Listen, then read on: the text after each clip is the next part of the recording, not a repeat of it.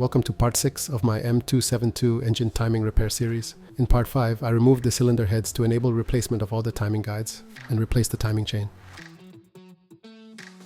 In part 6, I will be installing the timing cover, the oil pan, and the cylinder head. If you are working on a similar project, I hope you find this useful.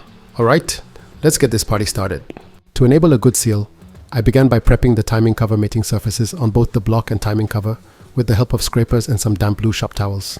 Be sure to have scrapers of varying widths to make it a bit easier around corners and tight areas.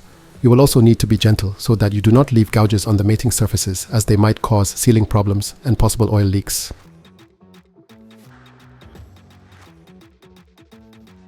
My Mercedes-Benz timing cover was looking like how a Mercedes-Benz timing cover should look like. It was dirty from all sorts of leaks from over the years. Leaks come with the car, everything else is optional. I like them though. So in addition to prepping its mating surfaces, I decided to give it a good clean before installation.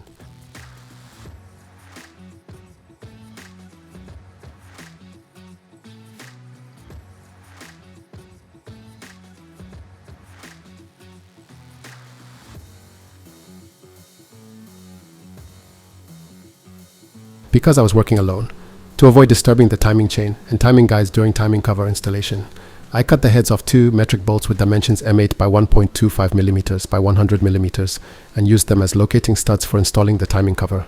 Mercedes-Benz apparently has a tool like that for timing cover installation assistance, but no thank you.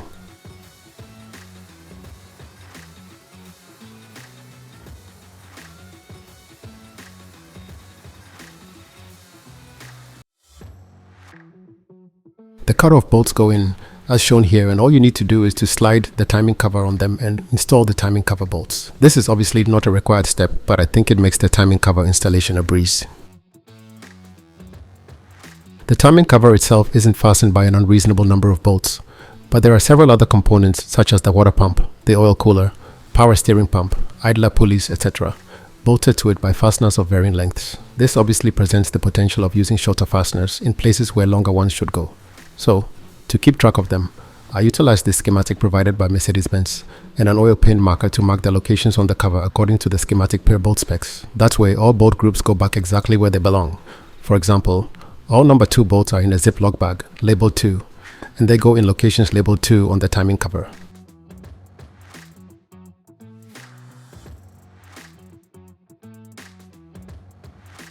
As you can see here, I labeled my bolts from 1 through 4.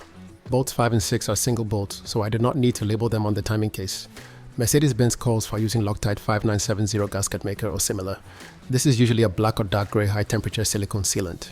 Mercedes-Benz also instructs that you also use a sealant bead of just 1 mm to 2 mm thick. The sealant should be applied no more than 10 minutes before installation of the cover.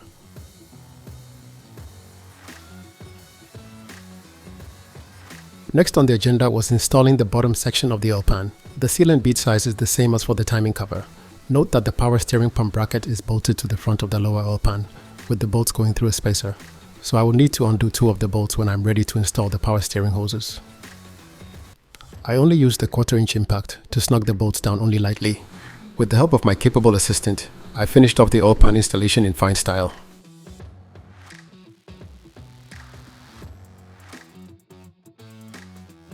After I had made sure that the fasteners of both my upper and lower oil pans were torqued in properly, it was time to install the cylinder head.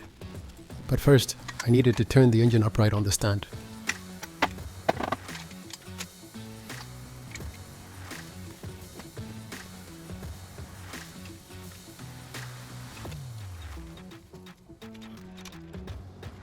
Usually, before I put a head gasket on, I finger tighten all the bolts to ensure there is no binding. Here is a short video I made for this particular job for my social media stories.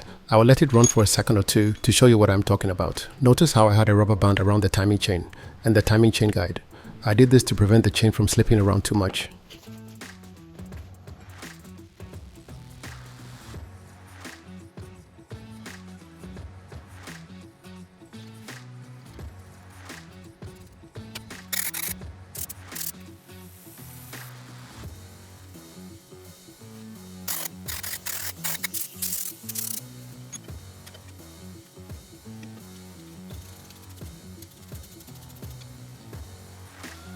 Every head installation must begin with clean hands and a clean mating surface to make sure the gasket truly seals and isolates the cylinders from each other.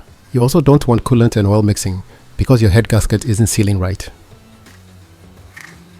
After cleaning the engine with some blue shop towels and blowing away small debris with an air gun, I was ready to install the head gasket. I had the timing chain and timing chain guides held in place by a rubber band to prevent the chain from slipping.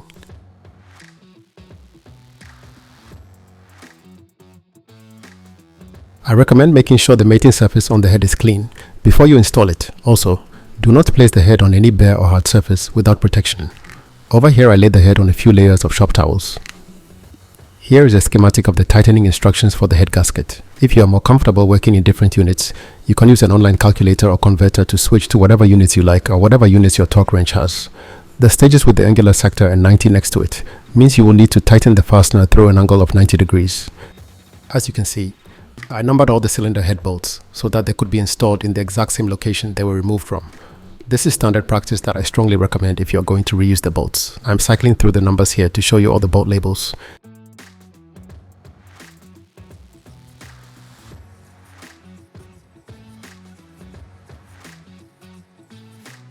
As a personal ritual, before I use a ratchet or a torque wrench at this stage, I like to tighten all bolts by hand first to make sure there is smooth thread engagement.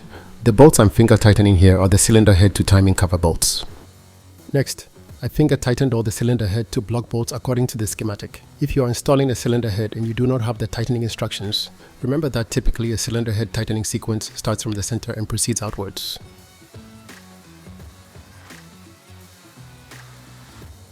Because I run a thread chaser through all the holes prior to final installation, both finger tightening and final torque application were as straightforward as they come.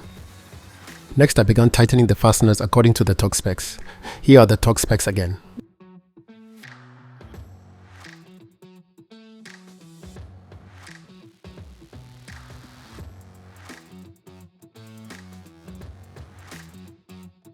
I only got about 60 degrees on some of the head to timing case bolts, so I went again to get the extra 30 degrees, but I was very careful not to overdo it.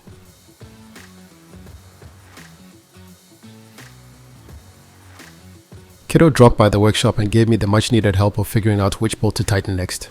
I'm pretty sure I'd heard somewhere that torn gloves are the ultimate sign that it's time to take a break. I will take a cue from my glove and bring part 6 to an end here. If you liked the video, please consider subscribing. See you guys in part 7.